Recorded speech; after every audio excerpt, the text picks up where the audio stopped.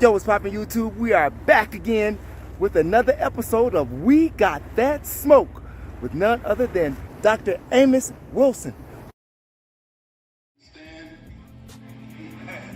That's why I'm telling you today, this battle is not over here. Not by a long shot. So despite what they're going through, they are still trying to maintain the power differential. Because after all of the negotiations are over with, after all barfing takes place into the Prime Minister's lap, after all the huffing and puffing takes place, there is the iron fist of military power. That is always the ultimate diplomacy in the world. And it is always the thing that makes the ultimate decision. That is the power differential and the willingness of those who have it to use it. Now, why am I talking about that there? Because we as people hesitate to talk about power. I've lectured all around.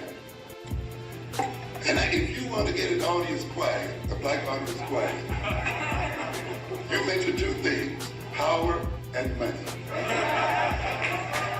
Yeah.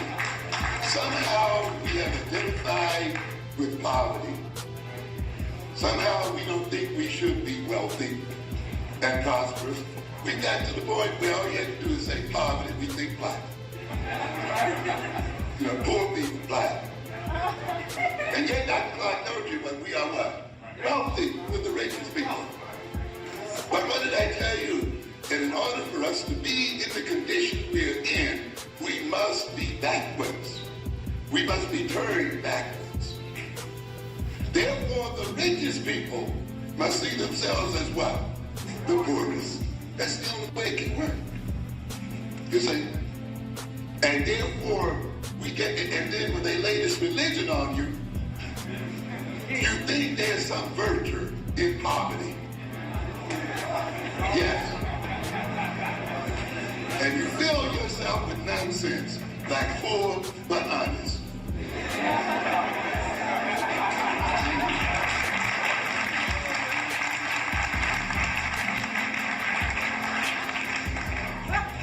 And one of these days we had to have a conference on money and the place of money in the liberation struggle of African people. If you claim that the white man has despoiled and taken the wealth of our land and the treasure of our people, then when you take it back, what must you be? You must be what? Wealthy. Yes, if he took wealth from you. If the wealth that he has is what? Stolen. Then when you reclaim your rightful resources, then you must enter into the wealth God gave you. And therefore, you must think in those terms and move beyond thinking in terms of poverty. Yes. But you see, in order for us to be in the condition we're in, we have to identify with poverty, and then we have to identify with weakness, powerlessness. And when we start talking about power, we have to begin to feel anxious. And anxiety is unpleasant, and people avoid unpleasantness. And if we move away from the thought of power, we will never accomplish it. So what are we saying here then? We are saying that the main thing that maintains the relationship between African and European people is a differentiation in power, a difference in power. Which means then, if we want to end white supremacy, we must end what? White power. Bring it to a close. Otherwise, you're just talking through your head. You know, you're playing games with your mind. That's it. So then, that means, ladies and gentlemen, we now must enter on the stage addition to studying history and culture and Afrocentricity and all of the other things, we must now study power and its acquisition, and we must study war. That's part of it.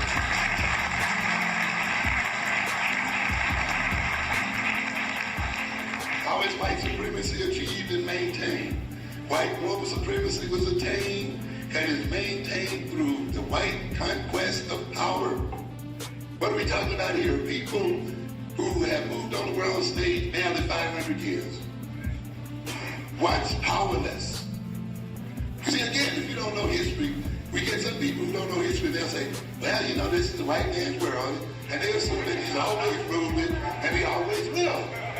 But one thing about reading history tells you immediately, the white man has been in a position of power only a fraction of a second in world time. Therefore, white power was not divinely intended. It was not created with the creation of the world, or they would have had it from the beginning. But they didn't have it from the beginning. And they will not have it in the end.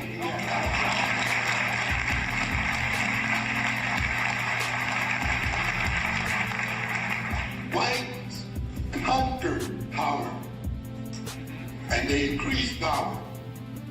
Now we then have to look at this conquest of power and the processes that the ruling white class uses to maintain domination of the world. In other words, now we have to study subject matter, power as subject matter. We must not only compile what has happened to us, that's important, but now we have to move beyond compilation of complaints and injuries and so forth, and begin to move in terms of how we're going to end the sources of our complaint. If we are to end white global supremacy, we must end, neutralize, or balance white power. To achieve this end, we must study power as subject matter. How it is achieved and how it is preserved. See, this is not multicultural education, as I told you the last time here. And I keep telling you again and again, African-centered education is not multicultural education.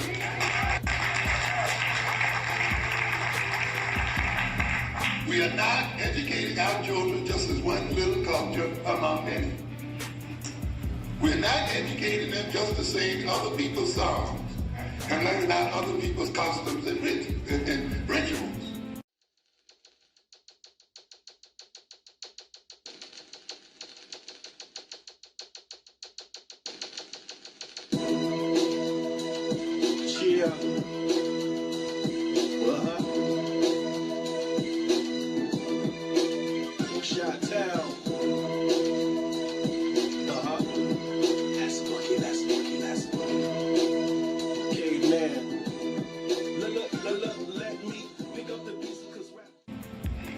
We said that the center of an African-centered education is that you must learn how to solve your problem.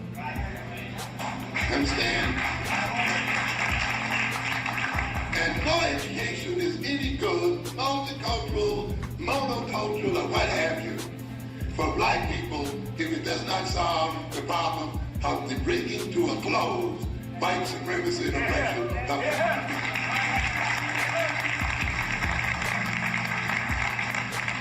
And this goal of bringing white power to a close begins to set the curriculum of African-centered education. Understand? And that's why you're going to study war as a part of your African-centered education. That's why you study the development of power as a part of African-centered education, and the preservation of power and the organization of power, because you need power to overcome your enemies and to achieve your liberation. We must come to know intimately the organization, the weaknesses and strength of the white power system, and develop appropriate strategies organization, and resources for ending the oppressive presence of white people in the world. Got to do it. And therefore you must ask yourself, what is power? And begin to look at it. And we know that white power is systemic, that is, it is a system. And it is overt and covert. In its covert nature, and I'm quoting here, and I'm using a book by Thomas Dye, D-Y-E, Power and Society, 3rd edition. This is something I find interesting. The European will put the means by which it can be overthrown right in your hand. Yes, definitely. The European gives us freedom of speech. And what did I tell you? They give you freedom of speech only if the speeches that are most pertinent to your liberation are ignored. Yeah. And in a sense, during the slavery period and these other periods, the black mind has been organized in such a way where, in a sense, we are only free to do the wrong thing. Yeah. So now we'll let you talk about us and talk about like global supremacy and call Bush a dog and so forth and all of that, because the largest percentage of your people will yawn and go to sleep on it. Yeah. But you watch, as soon as you wake up and start listening and really taking it in, you'll see how much freedom of speech you have. Oh yeah.